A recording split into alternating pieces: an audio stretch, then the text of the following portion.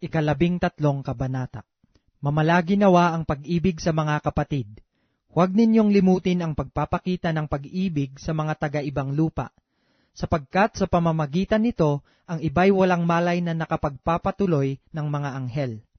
Alalahanin ninyo ang mga may tanikala, gaya ng kayo'y nangagagapos na kasama nila. Ang mga tinatampalasan na gaya ng kayo naman ay tinatampalasan sa katawan. Maging marangal nawa sa lahat ang pag-aasawa, at huwag nawang magkadungis ang higaan, sapagkat ang mga mapakiapid at ang mga mapangalunya ay pawang hahatulan ng Diyos. Mangilag kayo sa pag-ibig sa salapi, mangagkasya kayo sa inyong tinatangkilik, sapagkat siya rin ang nagsabi, sa anumang paraan ay hindi kita papagkukulangin, sa anumang paraan ni hindi kita pababayaan. Ano pat ating masasabi ng buong tapang, ang Panginoon ang aking katulong, hindi ako matatakot. Anong magagawa sa akin ng tao?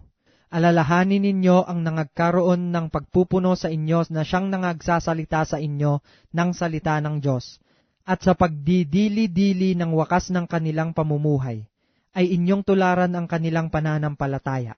Si Hesukristo ay siya ring kahapon at ngayon, oo at magpakailanman. Huwag nga kayong padala sa mga turong sari-sari at di kilala, sapagkat mabuti na ang puso ay patibayin sa pamamagitan ng biyaya, hindi sa pamamagitan ng mga pagkain, na di pinakikinabangan ng mga nag-abala sa kanila. Tayo ay may isang dambana, na hindi matuwid kainan ng mga nagsisipaglingkod sa tabernakulo, sapagkat ang mga katawan ng mga hayop na ang mga dugoy dinadala ng dakilang saserdote sa dakong banal na handog na patungkol sa kasalanan, ay sinusunog sa labas ng kampamento. Kaya naman si Jesus, upang mapaging banal sa pamamagitan ng kanilang sariling dugo ang bayan, ay nagbata sa labas ng pintuan. Atin nga siyang labasin sa labas ng kampamento na dalhin natin ang kanyang pagkadusta, sapagkat dito'y wala tayong bayan na namamalagi, ngunit hinahanap natin ang bayan na darating.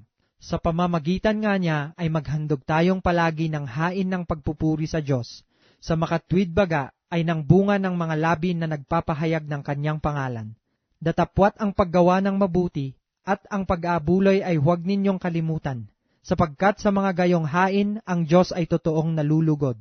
Magsitalima kayo sa namiminuno sa inyo, at kayo'y pasakop sa kanila, sapagkat pawang nangagpupuyat dahil sa inyong mga kaluluwa, na parang sila ang mangagsusulit upang ito'y gawin nilang may kagalakan, at huwag may hapis, sapagkat sa ganito'y di ninyo mapapakinabangan.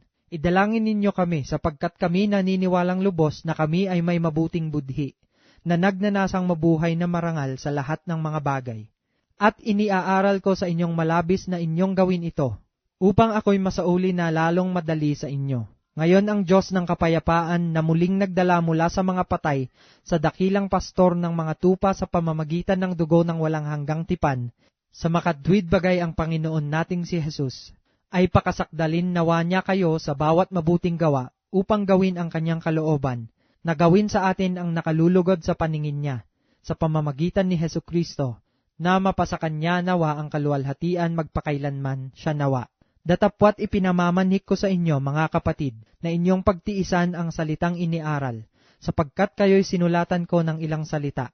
Inyong talastasin na ang kapatid na si Timoteo ay pinawalan na kung siya'y dumating na madali, kayo'y makikita kong makasama niya.